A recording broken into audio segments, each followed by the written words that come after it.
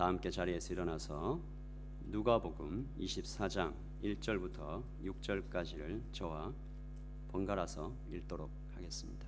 제가 먼저 혹시 성경을 준비하지 못하신 분들은 화면에 나오는 파워포인트를 보고 읽어주시면 되겠습니다. 안식 후 첫날 새벽에 이 여자들이 그 준비한 향품을 가지고 무덤에 가서 들어가니 예수의 시체가 보이지 아니하더라.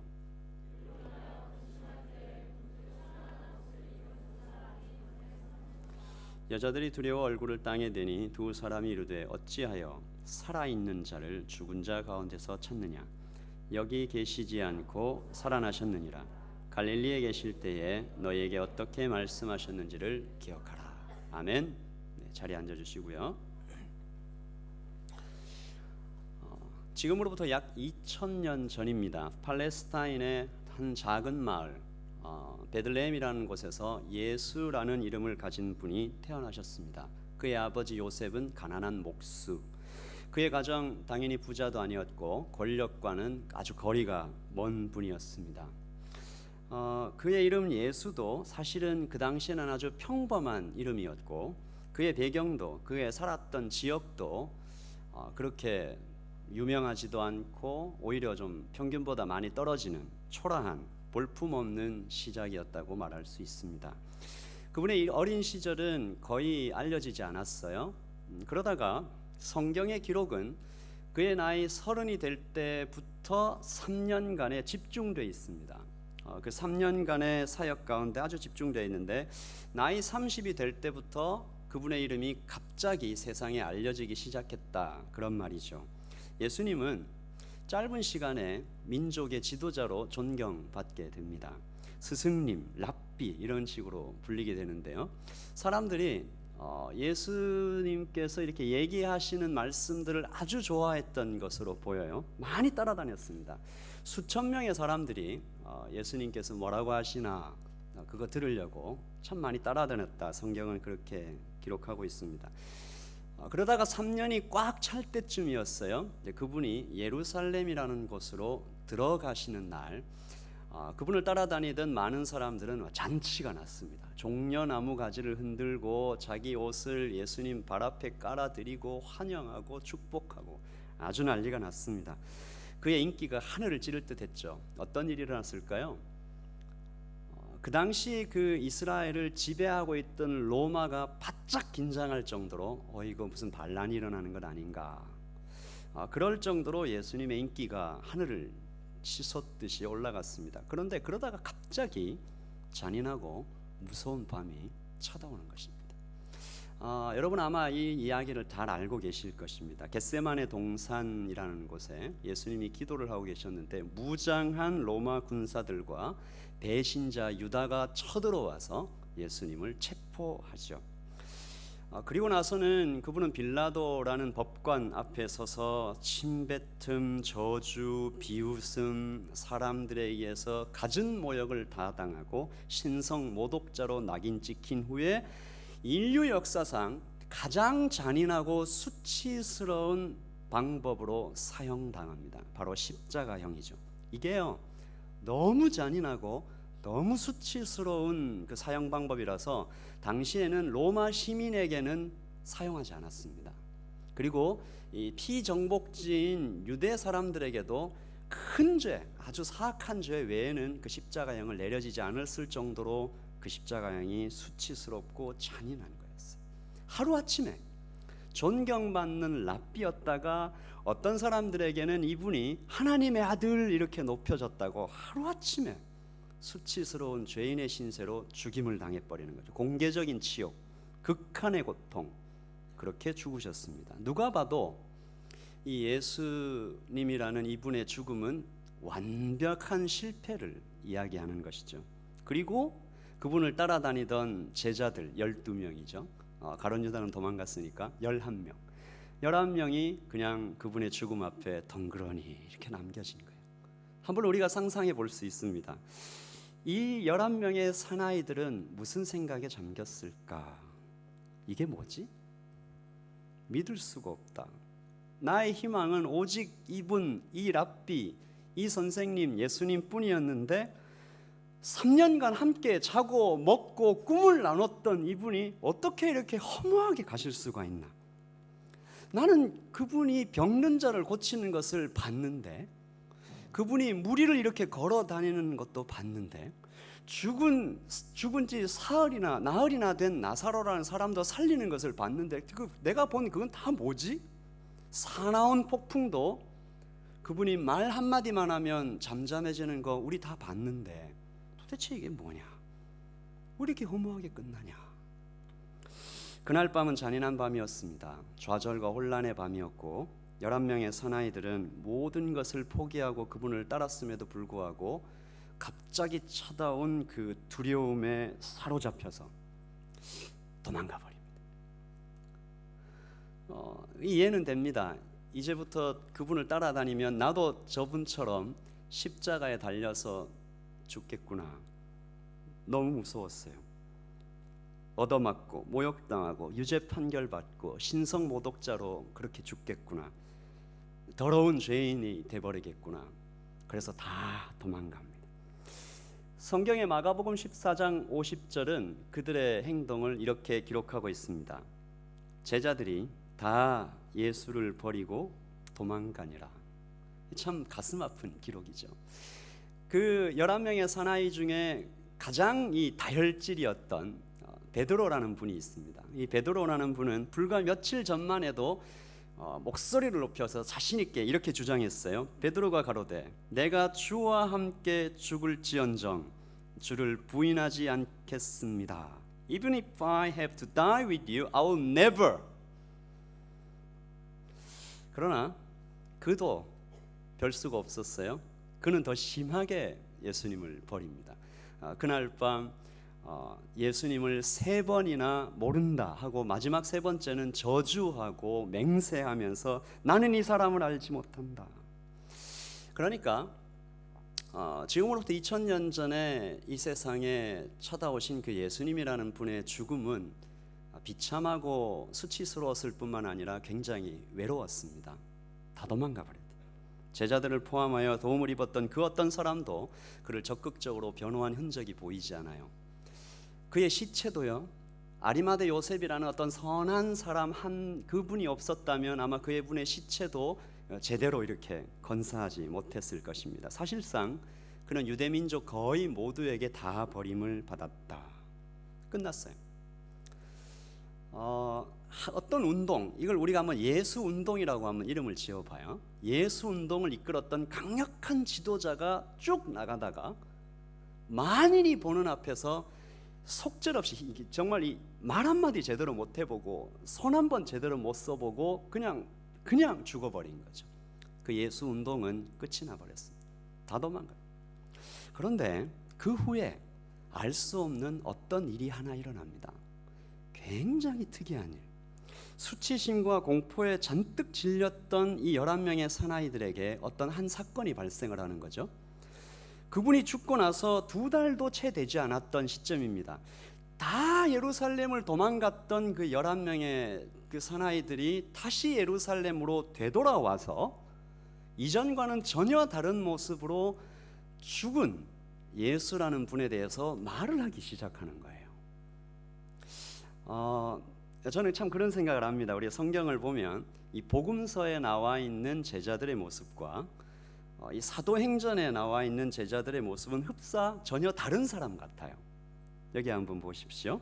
예수님을 모른다고 저주하고 도망갔던 베드로가 이렇게 바뀌어서 용기 있게 소리치기 시작합니다. 이스라엘 사람들아, 이 말을 들으라. 나사렛 예수를 너희가, 그 무서운 사람들한테 너희가 법 없는 자들의 손을 빌려 못 박아 죽였으나 하나님께서 그를 사망의 고통에 풀어 살리셨으니, 여기서부터는 같이 읽어보죠. 시작. 이 예수를 하나님이 살리신지라. 같이 읽어보죠. 우리가 다 이 일의 증인이다. 자, 이런 얘기를 막 하고 다니니까 유대인들과 로마 정부가 가만히 있을 리가 있겠어요? 이 뭐 가만히 놔두면 안 되겠다, 부릅니다. 너네들 이런 얘기 다시는 하면 안 된다. 한 번만 더 얘기하면 가만 안 둔다. 법정으로 불러가지고 이것이 민간에 더 퍼지지 못하게 그들을 위협하여 이후에는 이 이름으로, 예수의 이름으로 아무에게도 말하지 말게 하자 하고 그들을 불러 경고하여 다시는 도무지 예수의 이름으로는 말하지도 말고 가르치지도 말라. 계속 떠들면 어떻게 하겠다? 죽이겠다. 똑같이. 그런데 예전에는 도망갔던 베드로와 그 제자들이, 그 사나이들이 대답을 다르게 합니다. 이렇게 대답합니다. 우리는 보고 들은 것을 말하지 아니할 수 없다. 도대체 이들이 뭘 봤다는 걸까요? 뭘 봤길래 사람이 이렇게 180도로 바뀔 수가 있는가? 이들이 뭘 보고 뭘 들었을까? 로마와 유대 정부가 더 화가 나죠. 그들의 입을 막기 위해서 계속 떠드니까 무시무시하게 핍박을 가합니다. 때리고 위협하고 감옥에 가두고 고문하고 그리고 마침내 죽이죠. 그런데도 이 제자들과 예수를 따라다니는 사람들이 멈추지를 않는 거예요. 오히려 두들겨 맞는데 기뻐해요. 참 놀라운 일들이 일어납니다. 사도들은 예수의 이름으로 말미암아 모욕을 당하게 된 것을 특권으로 생각하고 기뻐하면서 의회를 물러나왔다. 말도 안 되는 일들이 계속 생겨나요. 도대체 무슨 일이 있었던 걸까? 구타하고 위협하고 투옥하고 고문하고 심지어 죽음조차 입 다물게 하지 못한 그들이 보고 들은 그 사건은 과연 뭘까? 도대체 뭘 보았길래 죽음도 기뻐할 수 있게 된 것일까? 놀라운 일들은요, 이 정도에서 끝나지 않습니다. 이 예수 운동이 이 예루살렘과 유대 땅을 넘어서 그 어떤 핍박과 방해에도 꺾이지 않고 전 세계로 퍼져나가는 것입니다. 그로부터 지금까지 2000년이 흘렀어요. 지금 전 세계 각 나라의 도서관에서는 그분에 관한 책을 다 보관할 수 없을 만큼 예수에 관한 책은 전 세계에 퍼져 있습니다. 세상의 모든 작곡가들이 평생을 작곡하고 세상의 모든 가수들이 평생을 노래해도 다 못 부를 만큼 예수에 관한 노래는 많이 작곡되어 있고 지금도 작곡되고 계속 불려지고 있습니다. 또한 지금도 전 세계는 예수를 믿었기 때문에, 믿기 시작했기 때문에 몸과 마음이 치료되었다고 주장하는 엄청난 사람들의 간증이, 그 테스티모니가 날마다 이어지고 있어요. 그뿐만이 아니죠. 매 주일마다 지금 이렇게 사람들이 하는 일들을 다 중단하고 그분에게 경의를 표하고 찬양을 돌리기 위해 모여가지고 그분에 관한 이야기를 귀 기울여 듣는 것이죠. 이 현상을 우리가 어떻게 설명해야 할까? 한 이름 모를 작가는 이렇게 말합니다. 지금까지 행군했던 모든 육군, 지금까지 항해했던 모든 해군, 지금까지 소집되었던 그 모든 의회, 이 모든 것들도 고독한 일생을 살고 간 이 한 사람의 생애보다 더 큰 영향을 인류에게 끼치지는 못했다. 여러분, 이 놀라운 변화를 설명할 수 있는 것은 온 우주의 역사 중 딱 한 사건밖에 없습니다. 같이 읽어보죠. 시작. 바로 예수 그리스도의 부활입니다. 그 11명의 사나이들이 내가 듣고 보았다라고 얘기했던 그 역사적인 진실 하나가 바로 부활입니다. 죽었던 사람이 다시 살아났다. 믿기 어렵죠. 불가능하죠. 그래서 사람들은 예수님이 부활한 게 아니다라고 이런저런 말을 많이 했습니다.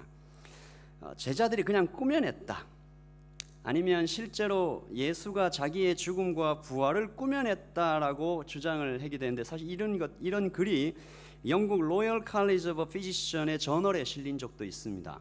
워낙 믿기 어려운 일이니까 그 저널에 이렇게 기록이 되어 있어요. 모든 사건들은 예수와 그 추종자들에 의해 계획되었다. 십자가에서 일찍 이렇게 내려올 수 있게끔 죽은 척 연기도 했다. 이렇게 기록이 되어 있습니다. 잠시 기절했다가 정신이 되돌아나서 다시 살아났다. 참 재미있는 일들이 많았습니다. 또 이런 얘기도 있어요. 여인들이 어두운 새벽길에 무덤을 잘못 쳐다간 것이다. 비어있는 다른 무덤을 보고 예수님이 부활한 것으로 오해했다. 또 이런 말도 있어요. 제자들이 시체를 훔쳐서 옮겨놓고는 부활했다고 거짓을 퍼뜨렸다. 그리고 제일 제가 재밌었던 얘기는 예수님이 돌아가신 후에 이 제자들이 이 사나이들이 너무 죄송하고 너무 피곤한 중에 마침내 환상을 보고 이것을 실제인 것처럼 퍼뜨렸다. 이런 다양한 이야기들이 있습니다. 어찌됐건 간에 예수님이라는 분의 부활은 참 믿기 어려운 일입니다. 그래서 우리는 이게 진짜일까? 이게 신화인가? 그냥 성경에 기록된 그냥 그저 어떤 전설의 한 가지인가? 아닙니다. 전 오늘 여러분과 함께 이 부활이 어떤 역사적 사실인지 하나하나 좀 살펴보기를 원합니다. 사실 우리가 쉽게 접할 수 있는 이 성경 자체가 동서양의 그 어떤 고대 문서보다도 압도적인 고고학적 문서학적 정확성과 신뢰성을 가지고 있는 책이에요. 이 책만큼 오랜 역사 세월을 견딘 책도 없고, 이 책만큼 수많은 사본들이 정확하게 일치하는 책도 없고, 이 책만큼 수많은 방해와 그 공격에 견디어낸 책도 없지요. 예수님의 죽음과 부활은 성경에서 분명히 증거하고 있습니다. 그러나 성경뿐만이 아닙니다. 이분의 부활은 믿을 만한 역사적 문서들에 의해서 많이 증명되고 있습니다. 먼저 역사가 요세푸스입니다. 그가 AD 93년에 쓴 유대 고대사입니다. 예수라고 하는 현자 한 사람이 살았다. 놀라운 일을 행했고 그의 진리를 기쁘게 받아들이는 사람들의 선생이 되었다. 그는 많은 유대인과 헬라인 사이에 명성이 높았다. 빌라도는 우리 유대인 중 고위층 사람들이 예수를 비난하는 소리를 듣고 그를 십자가에 처형하도록 명령했으나 처음부터 그를 따르던 사람들은 예수에 대한 애정을 버리지 않았다. 예수가 죽은 지 사흘째 되던 날 그는 다시 살아나 그들 앞에 나타났다. 이것은 예언자들이 이미 예언했던 바 예수에 대한 많은 불가사의 일 중에 하나였다. 오늘날에도 그를 따라 이름을 붙인 족속, 즉 그리스도이라는 족속이 사라지지 않고 여전히 남아있다. 두 번째는 로마 귀족 타키투스의 기록입니다. 타키투스는 로마 원로원 귀족 출신의 역사가이죠. 네로의 전기를 기록하면서 64년에 일어난 AD 64년에 일어난 로마의 대화재, 그것과 함께 예수에 대해서 잠깐 언급합니다. 이 명칭 크리스티아니는 티베리우스 황제 치하의 행정관 본디오 빌라도에 의해 처형당한 예수에게서 나온 것이다. 이 부패한 미신은 잠깐 동안 억눌려져 있었지만 나중에 다시 그 모습을 드러냈으니 이 신앙이 처음 발생한 유대 지역뿐만 아니라 로마 전체에도 세력을 미쳤다. 부정적인 사람이죠, 예수에 대해서. 그러나 뭘 증거하고 있죠? 죽었다. 그러나 그 이후 이상한 일이 생겼다. 다음에는 폴리니 2세입니다. 이분은 더 부정적인 분이에요. 기독교인들을 박해했던 사람입니다. 트라이안 황제에게 그가 총독이었을 때 글을 보내면서 예수를 믿는 사람들이 예수 믿는 것 때문에 너무 많이 죽는 거예요. 순교자, 예수를 믿는다라고 고백하면 막 죽였으니까. 근데 그 사람들이 너무 많아서 다 죽일까요? 아니면 그 중에 열성분자만 좀 죽일까요? 그 편지를 썼어요. 그리고 나서 이렇게 씁니다. 기독교인들이 다 해서 새벽에 일정한 날 모이는 습관이 있고 그리스도를 신이라 고백하는 찬양을 불렀고 엄숙한 선서를 했는데 어떤 악한 행동도 금하기로 서로 간에 약속하고 사기나 도둑질, 간음, 거짓 증거를 하지 않으며 자신의 믿음을 부인하기를 하지 않기를 다짐하는 사람들이었다. 무슨 얘기입니까? 플리니 이분도 예수가 죽고 나서 그 예수 운동이 멈추지 않고 막 자라가서 그 예수를 따르는 사람들이 아주 고상한 도덕적 가치를 가지고 살아가고 있다. 이처럼 예수님에 대한 기록은 성경에서만 언급된 것이 아니라 기독교적인 이해관계가 없는 사람들도 오히려 반 엔티크라이스트 그런 성향을 가진 역사가들조차도 예수님이 역사적으로 실존했다, 그리고 죽었다, 그리고 그 후에 굉장히 이상한 일들이 일어났다 기록하고 있다는 것이죠. 그러므로 예수님이 실제 역사의 인물이냐 아니냐는 종교적 믿음의 문제가 더 이상 아닙니다. 이것은 고고학적 사실에 관한 문제이며 논란의 여지조차 없는 문제가 되는 거죠. 그러면 그런 건 알겠는데 과연 부활이 진짜 있었냐? 이제 우리는 상황적 증거를 좀 찾아보도록 하겠습니다. 요세푸스가 쓴 교회사에 기록된 12제자, 그 12명의 사나이들의 죽음입니다. 이렇게 기록하고 있어요. 베드로는 십자가에 못 박히면서 예수님과 같은 모습을 할 수 없다. 내가 어떻게 예수님과 같이 그 똑같은 모습으로 못 박히냐? 거꾸로 못 박혀서 순교했다. 안드레는 헬라에 가서 전도하다가 아가야성에서 십자가에 줄로 매달려 순교했다. 안드레가 달린 십자가는 X형이었다. 야고보는 예루살렘에서 헤롯의 박해에 칼로 목이 베어 순교했다. 그리고 나서 나머지 그 9명의 순교 얘기가 쭉 기록이 돼 있어요. 여러분 한번 질문을 해볼게요. 만약에 그 부활이 정말로 없었다면 무서워서 다 도망갔던 그 제자들이 왜 다시 돌아와 이처럼 한결같이 자신의 목숨을 버리는 그런 순교가 가능해진 걸까요? 이들이 단지 거짓말, 집단적으로 거짓말을 믿고 집단적으로 막연한 교리의 환상처럼 이렇게 속여서 그렇게 했을까요? 뿐만 아닙니다. 그 제자들뿐만이 아니에요. 아까 말씀드렸던 것처럼 부활 직후 로마 황제들 네로, 도미티안, 트라이안, 하드리안, 마르쿠스 아우렐리우스, septimus, 세베루스, 막시무스, 테키수스, 발레리안, 디오클레티안, 갈레시우스 같은 황제들은 조직적이고 잔혹하게 예수 운동, 예수를 믿는 사람들을 핍박해요. 그런데 그 예수 믿는 사람들이 그 죽음을 두려워하지 않는 겁니다. 무엇인가 아주 분명한, 흔들 수 없는, 아주 뚜렷한 무엇인가를 붙잡았다는 것이죠. 이 기독교인들에 대한 핍박은 세계사 상식입니다. 굳이 자료를 제시할 필요는 없을 것 같아요. 만약 예수님의 부활이 거짓이라면 어떻게 이런 집단적인 순교가 가능했을까? 물론 종교적 열심으로 목숨을 버리는 광신도들이 세상 어디에나 조금 있죠. 잠시 좀 예를 들어보자면 이슬람의 지하드 같은 거 예를 들어볼 수 있는데, 자살 폭탄 테러를 하며 죽어가는 그 지하드, 성전. 이 청년들은 무엇을 믿고 죽습니까?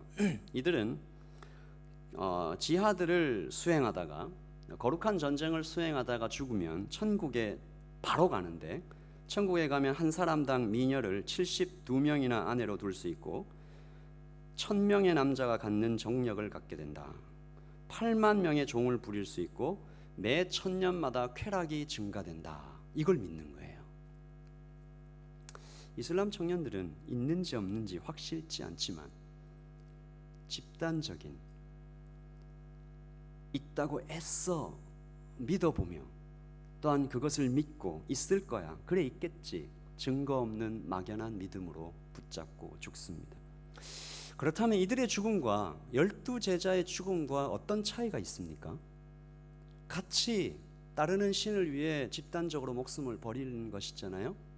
무슨 차이가 있나요? 이 이슬람의 청년들은 알라신을 보지 못했습니다.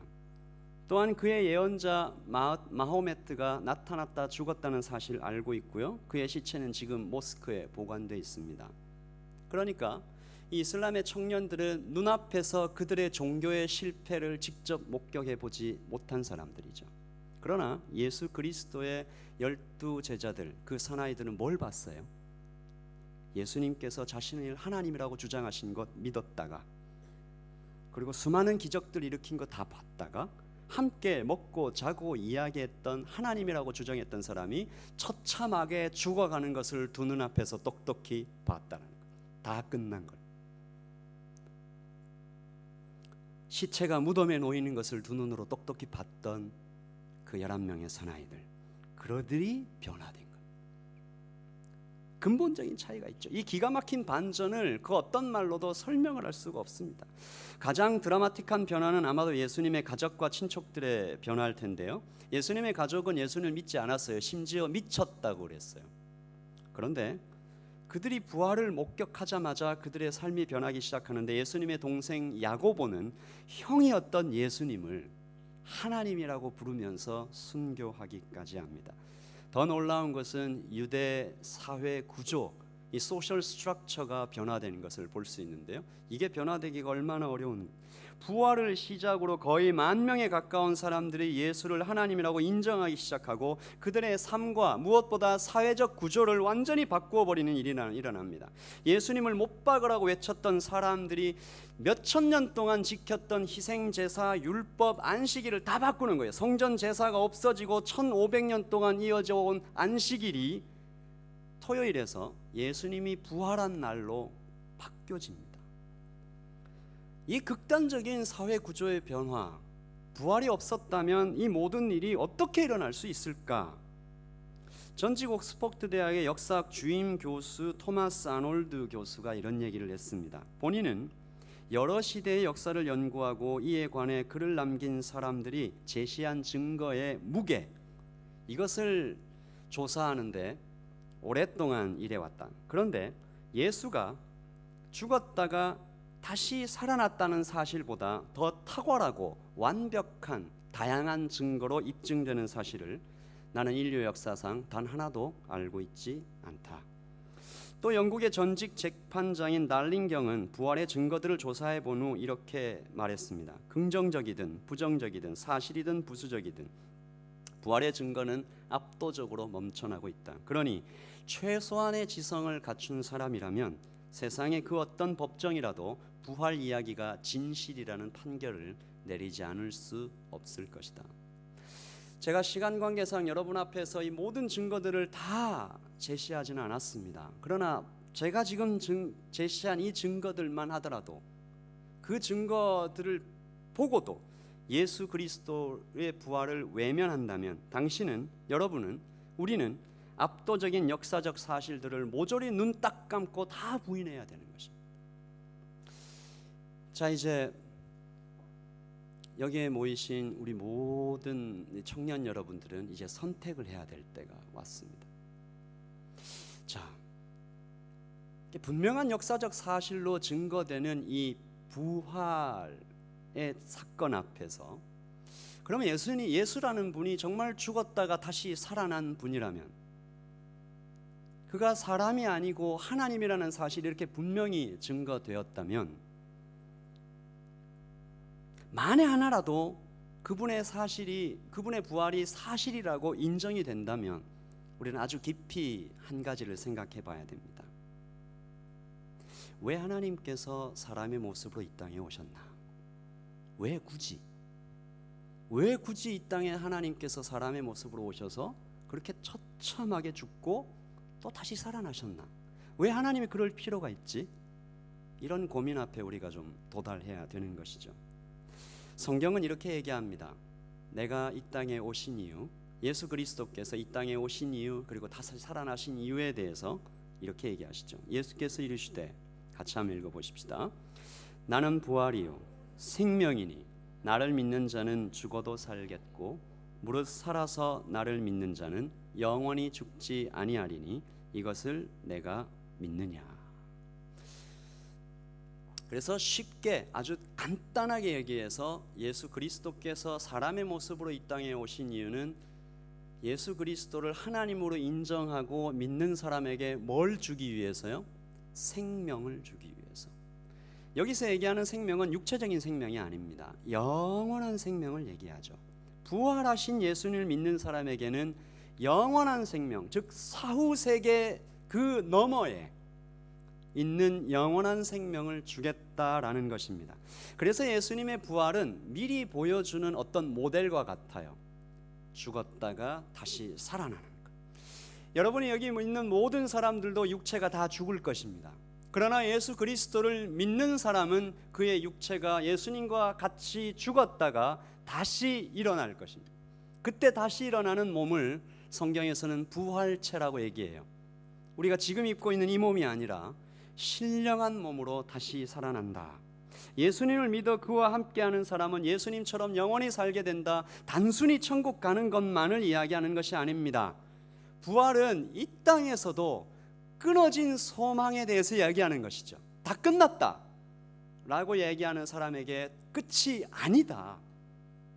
부활이 있다. 실패가 아니다. 절망이 아니다. 많은 사람들이 소망을 잃고 이리저리 비틀비틀하다가 심지어 어떤 사람들은 자신의 목숨을 끊어버리는 안타까운 일도 많이 보이죠. 사람들은 자주 파괴적인 절망에 빠집니다. 포르노그래피와 이런 여러 가지 음란물 중독, 또 마약, 여러 가지 그런 중독들의 가장 나쁜 점은 소망을 잃게 하는 것이다 라고 존 파이퍼 목사님이 얘기하신 적이 있습니다. 꿈을 잃은 사람들, 소망을 잃은 사람들은 그 찰나적인 죄의 유혹에 쉽게 빠지죠. 자기 자신을 향하여 비난하지요. 희망이 없다라고 얘기하죠. 그러나 이날 이 부활절날 세상에 있는 모든 교회가 성경을 사용해서 외치고 있는 말은 소망이 있다라는 것입니다. 그 누구에게도, 마치 죽은 지 나흘이나 되어서 썩어서 시체가 된 나사로에게도 소망이 있다라고 얘기하셨던 예수님처럼 소망이 있다. 그래서 아마도 이 부활하신 예수님을 만난 사람들은 다르게 살아가는 것 같습니다. 왜냐하면 그들이 예수님의 이 땅에 오심 깊이 생각해보고, 또 그분이 십자가에 죽으신 사실도 깊이 생각해보고, 또 죽으셨다가 부활하셔서 나와 함께 하시겠다는 사실을, 그 일련의 모든 과정을 깊이 생각해 보니까 하면서 발견되는 단 한 가지의 진리를 찾는 거죠. 그게 사랑입니다. 그 사랑을 만난 사람들이 다르게 살아가는 것입니다. 우주의 왕께서, 아무것도 부족함이 없는 그 우주의 왕께서, 이 세상을 창조하시고 창조 너머에 시간과 공간을 초월하시는 그분께서 사람이 돼서 이 땅에 와서 죽으시고 부활하신 이유가 결국은 나를 사랑하는 것, 그 이유 때문이었구나. 그 사랑을 이해하고 더 깊이 들어가고 더 깊이 들어간 사람은 반드시 다르게 살게 됩니다. 저는 오늘 여러분과 함께 동영상을 하나 좀 보기를 원하는데, 이분도 예수님에 대하여 깊은 회의를 가졌던 사람이에요. 그리고 그분이 예수 그리스도의 부활에 대해서 정말 하나하나 따지듯이 이렇게 검증을 해보고 나서 그의 삶의 변화를 잠깐 이야기하는 것입니다. 잠깐 보시죠.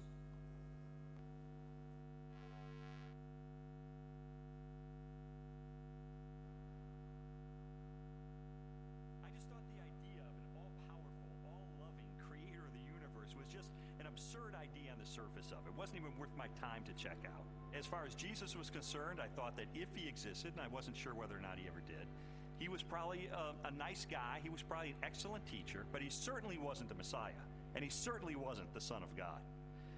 Now, my wife was more in spiritual neutral. She was more of an agnostic, whereas I was more antagonistic toward Christians.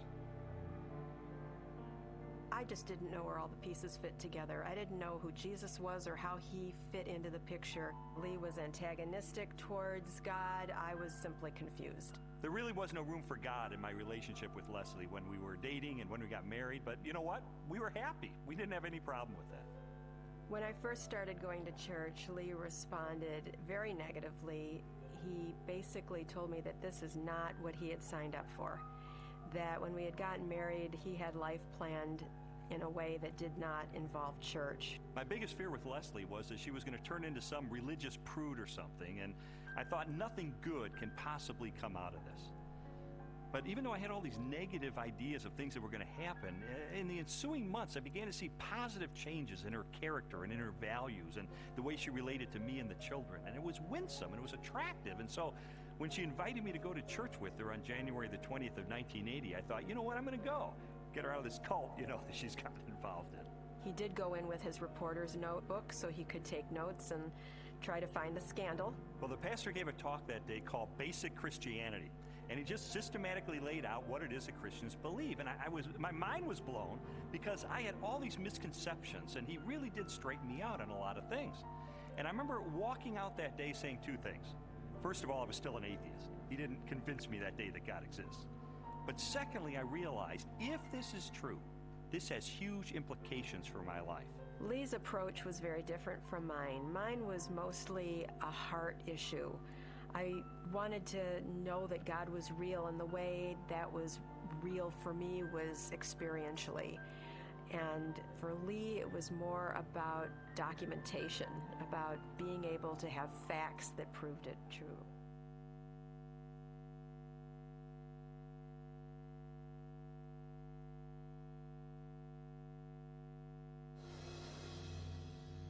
The evidence accumulated over time until November the 8th of 1981, which is sort of when I reached a critical mass. I remember going alone in my room, and I took a yellow legal pad and put a line down the middle, and on one side I started to list all of the evidence I had encountered for Jesus Christ being the Son of God, and on the other side all the negative evidence against that. And I wrote and I wrote page after page, and finally I put my pen down and I said, wait a minute. In light of this avalanche of evidence pointing toward the truth of Christianity, it would require more faith for me to maintain my atheism than to become a follower of Jesus Christ. And so that's the moment that I decided, consistent with the evidence, the most logical, the most rational step I could take was a step of faith in the same direction the evidence was pointing, and put my trust in Jesus. And after I did that, I thought, maybe Leslie would like to hear about this. I thought it was too good to be true. My heart was pounding. I was in tears. I was so excited. I just threw my arms around him and kissed him and hugged him and told him how I'd been praying and how lots of people had been praying that this day would come. She threw her arms around me and she said, "You hard-hearted son of a Baptist," she said, "I've been telling you this for 2 years. I mean, come on." And that began a transformational process for me, where over time my philosophy and my attitudes, relationships, parenting, worldview, all of that began to change over time for good, really for good. When Lee became a Christian, his whole life started to change, to the extent that our 5-year-old daughter, who also saw those changes, went to her Sunday school teacher and told her that she wanted Jesus to do in her life what he had done in her daddy's life. Jesus said, "You shall know the truth, and the truth will set you free." And that's my story. It was someone who said, I'm going to investigate this stuff with an open mind, let it take me wherever the evidence will take me. And what I discovered in the end is Jesus made the claim that he is the truth, that everything hinges on his identity. In fact, everything hinges on the resurrection, because anybody can claim to be the Son of God. If Jesus really did return from the dead, then he is who he claimed to be, and that changes everything. But what about your own journey? I'd really encourage you, if you've never done it, to investigate the evidence for yourself, but make 3 resolutions up front. Number 1, make it a front burner issue in your life. Number 2, resolve to have an open mind, to go wherever the evidence takes you, even if it takes you to the very uncomfortable conclusion that Jesus is who he claimed to be. And then finally, resolve that once the evidence is in, you will reach a verdict in the case for Christ.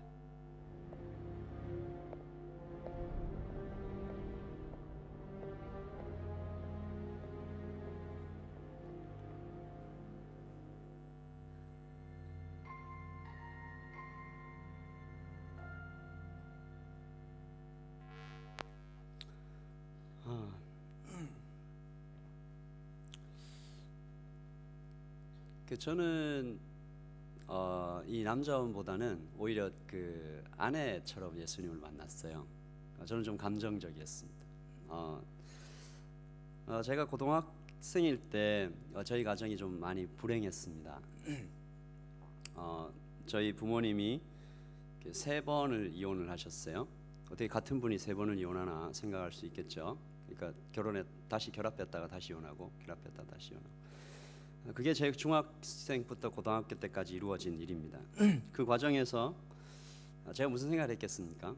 나는 사랑받지 못하는 사람이구나, 이제 그런 생각들을 했던 것 같아요. 그래서 제가 취했던 행동이 지금 생각하면 참 웃긴데 제 자신을 스스로 망가뜨리는 일들을 했던 것 같아요. 일단 씻지를 않았습니다. 지금도 생각나는 건데 저는 정말 그렇게 믿었던 것 같아요. 왜 사람이 이빨을 하루에 한 번씩 닦아야 되는 걸까? 저는 그때 한 일주일에 한 번씩 닦았던 것 같아요. 스스로 왕따를 자처하며 친구들에게 이렇게 분노를 이렇게 표시하며 제가 한 번은 그 컴파스를 친구한테 던져본 적도 있었던 것 같습니다. 그러다가 문득 그렇게 제 자신이 망가뜨려져 갈 때 한 곳이 생각이 났습니다. 내가 어릴 시절 매년 크리스마스가 되면 빵을 나눠주던 곳, 교회였습니다. 따뜻한 곳, 내가 그곳을 가야 되겠구나. 내 더 이상 이렇게 차갑게 식어가면 안 되겠구나. 제 친구 중에 한 명에게 저를 교회로 좀 데려가 달라라는 말을 했습니다. 정말 고맙게도 그 더럽고 성깔 안 좋은 저를 그 친구가 교회를 데려다 줬어요. 친구 따라 간 교회는 정말 사랑이 넘치는 곳이었습니다. 지금 생각해 보면 사랑이 넘치는 곳이었고 참 예쁜 누나들이 많았다라는 생각이 듭니다. 지금도 한국에 있는 저의 베스트 프렌드는 그때 만났던 친구들입니다. 그때부터 점점 제 마음에 사랑이 차오르기 시작했던 것 같아요.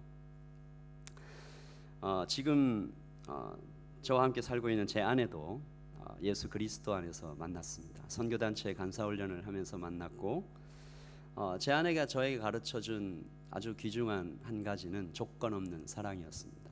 내가 뭔 짓을 하고 있어도 사랑을 해주는 거예요. 그래서 제가 물었습니다. 아내한테 어떻게 그럴 수 있습니까? 아내는 예수님께 그 사랑을 배웠다라고 이야기해 주었습니다. 여러분 중에 어떤 분은 이 리라는 분처럼 증거들을 면밀하게 검증해서 예수 그리스도를 만나게 될 분도 계실 것이고, 저처럼 사랑이 계속 차오르게 돼서 예수님을 만나고 점점 그 믿음이 깊어지는 분도 계시겠죠. 저는 오늘 이 자리에 오신 모든 분들에게 그 사랑 그리고 그 흔들리지 않는 증거, 그것들을 좀 전해주고 싶습니다. 오늘은 부활절입니다. 예수님이 우리를 위해 대신 죽으셨을 뿐만 아니라 우리를 위해 다시 살아나신 그 사실, 그리고 지금도 우리 각 사람 한 사람을 위해서 끊임없이 기도하고 계시는 그 사실.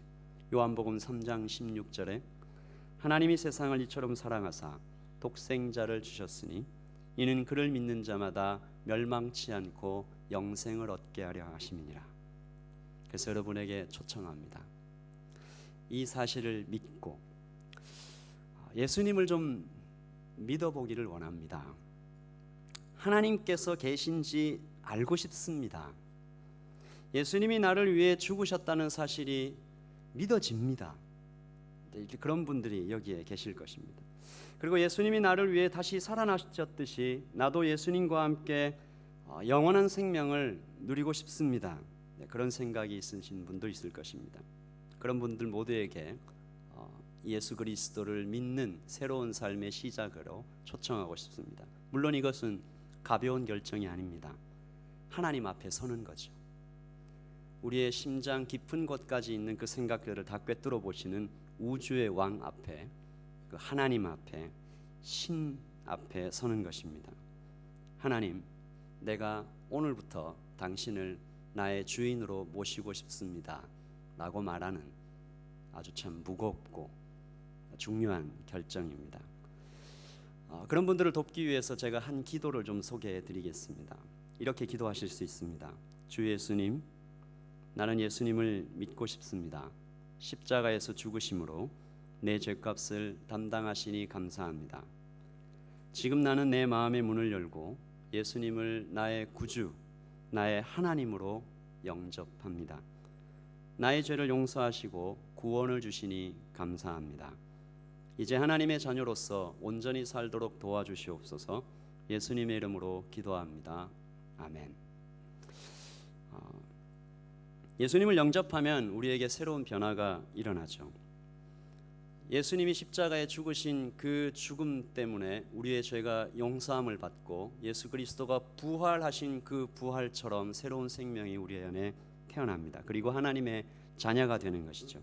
성령께서 내 삶 가운데 오셔서 함께 계십니다. 그리고 하나님의 자녀답게 살 수 있는 능력을 주시죠. 우리 다 함께 좀 눈을 감고 이 기도를 같이 하기를 원합니다. 예전에 예수님을 이미 믿으신 분들도 그렇지 않은 분들을 돕는 의미에서 이 기도를 따라해 주시고요. 예수님을 지금 이 순간 새롭게 믿고 싶은 분들은 전심을 다해서 제가 한 글자 한 글자 읽어드릴 때 이 기도를 따라해 주시면 좋겠습니다. 먼저 좀 제가 여쭙겠습니다. 제가 한 번도 예수님을 나의 하나님, 나의 구주로 영접해 본 적이 없는데, 한 번도 내가 그런 생각을 해본 적이 없는데 오늘부터 예수님을 나의 하나님으로 좀 모시고 그렇게 살아가기를 원합니다. 그런 생각이 드시는 분들은 잠깐 오른손을 들어서 표시해 주시죠. 제가 그분들을 위해서 감사합니다. 네, 더 없으십니까? 네, 감사합니다. 제가 그분들을 위해 같이 기도할 때 제가 한 글자 한 글자 읽겠습니다. 여러분 따라해 주십시오. 주 예수님, 나는 예수님을 믿고 싶습니다. 십자가에서 죽으심으로 내 죄값을 담당하시니 감사합니다. 지금 나는 내 마음의 문을 열고 예수님을 나의 구주, 나의 하나님으로 영접합니다. 나의 죄를 용서하시고 구원을 주시니 감사합니다. 이제 하나님의 자녀로서 온전히 살도록 도와주시옵소서. 예수님의 이름으로 기도합니다. 아멘.